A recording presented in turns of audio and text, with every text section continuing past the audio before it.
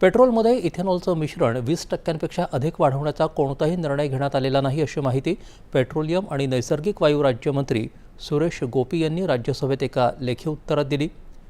Ethanol मिश्रित petrol कार्यक्रम हा नीती आयोग, वाहन उत्पादक, तेल विपणन कंपन्या, त्याचप्रमाणे इतर तांत्रिक संस्थांच्या सहभागातून टप्प्याटप्प्यानं वैज्ञानिकदृष्ट्या प्रमाणित आणि सल्लामसलतीवर आधारित प्रक्रियेद्वारे राबवला गेला आहे। 2 दशकांहून अधिक काळ चाललेली धोरण निर्मिती, संबंधित घटकांशी चर्चा, वैज्ञानिक मूल्यमापन आणि क्षमता निर्मिती यानंतर भारतानं मूळ उद्दिष्टाच्या 5 वर्ष आधीच 20% इथेनॉल मिश्रणाचं उद्दिष्ट साध्य केलं आहे, असं त्यांनी सांगितलं।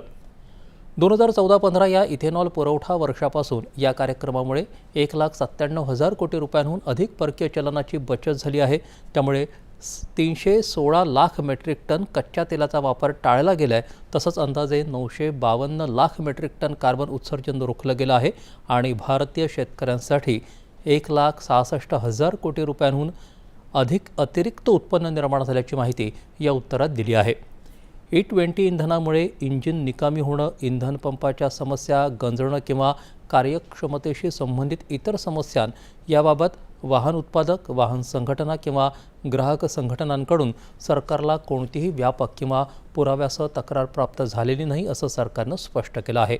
मात्र प्रसारमाध्यमं आणि समाज माध्यमांवर उपस्थित केलेल्या काही चिंतांची सरकारनं दखल घेतली आहे। त्यांची वैज्ञानिकदृष्ट्या तपासणी करण्यात आली आहे, अशी माहिती देखील या उत्तरात दिली आहे।